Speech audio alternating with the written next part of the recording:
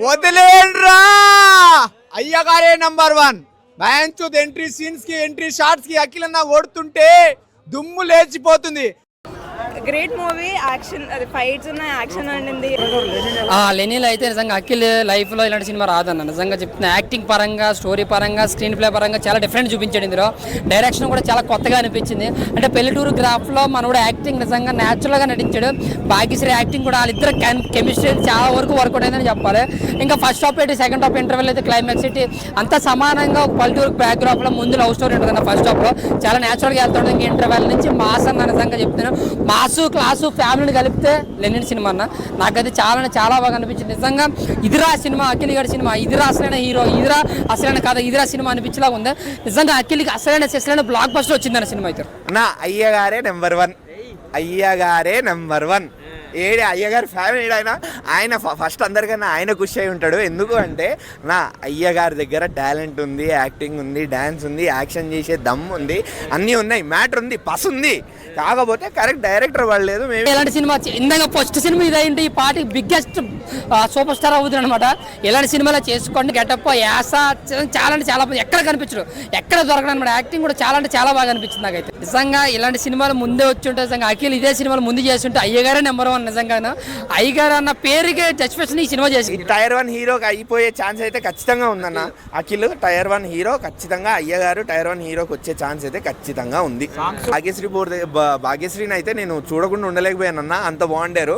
భాగ్యశ్రీ గారు మాత్రము బొమ్మ, అసలు బాపు బొమ్మ అంటుంటారు కదా, బొమ్మ లెక్క ఉండే సినిమాలో. అది కూడా అంత పెద్ద స్క్రీన్ లో చూస్తుంటే ముద్దు వస్తుండే నిజంగా. అబ్బా లిప్ లాక్ సీన్ మాత్రం గుద్దాలో ఉంది బ్రో, మాస్ అనిపించింది. లిప్ లాక్ సీన్ అయితే హైలైట్, సినిమాకి హైలైట్. నాకైతే ఈ సంవత్సరం అక్కినేని సంవత్సరం అనిపిస్తుంది. మొన్న తండేలతో అన్నగొట్టాడు, ఇప్పుడు లెనిన్తో తమ్ముడు కొడుతున్నాడు. రేపు నాగార్జున గారు కార్తిక్ గారి సినిమాతో ఆయన కొడతారు. 100, 200, 300 కోట్లు మొత్తం వరుసగా కోట్లు కొట్టుకుంటూ పోతారు అంతే.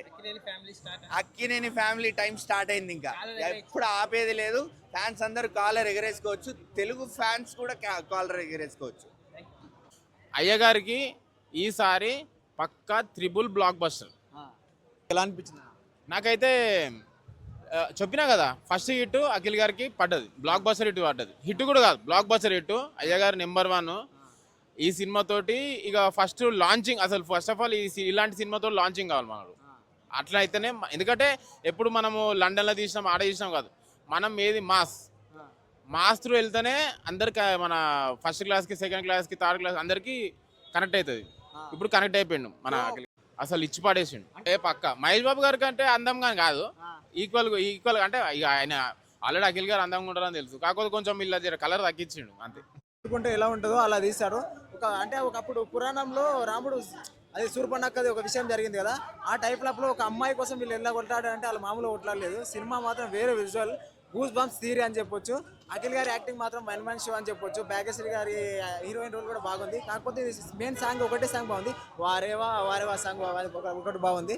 ఓవరాల్గా సినిమా చూసుకుంటే 100 కోట్ల వరకు క్లబ్ చేరే వరకు ఉంది బ్రో. ఎందుకంటే అఖిలేని ఫ్యామిలీకి మంచి మూవీ అని కూడా చెప్పొచ్చు, కంబ్యాక్ అని చెప్పొచ్చు. అంటే అఖిల్ గారు అన్నారు కదా 3 years తర్వాత మళ్ళీ ఇస్తున్నాను కంబ్యాక్, సారీ బ్రో అన్నారు కదా, నిజంగా one of the best movie అని చెప్పుకోవచ్చు భయ్య. అయ్యగారే నెంబర్ 1 ఈసారి నేషనల్ అవార్డు కొడుతున్నాడు.